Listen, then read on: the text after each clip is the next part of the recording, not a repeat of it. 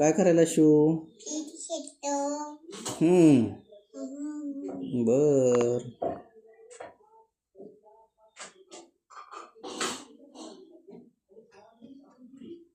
काय बनवतोस तू?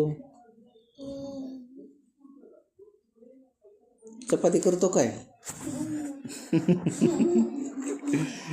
मम्मीला चपाती बनवू लागा. येते का तुला? छोटी छोटी नाही.